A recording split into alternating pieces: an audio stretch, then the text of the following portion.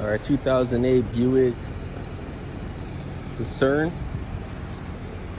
All right, so common problem. I got a call. The guy had a fuel pump issue, wasn't starting. So usually these fuel pumps are pretty solid, but if you have a fuel pump issue, go inside the fuse box, check this top fuse and this relay. These two units always burn up due to the high resistance. So check these units before you change your fuel pump. Guarantee before you replace the fuel pump.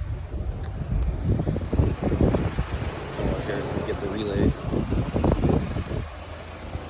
So this customer, his relay was burned up.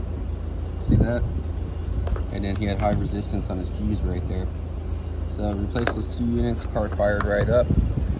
Solid, good fuel pressure. So before you change the fuel pump, check those two. Right here, first top, it's gonna tell you the instructions in the fuse cover. Other than that, car's rock solid. Car's running right now. Turn the car off. Fires right up. We're good. Everybody wins.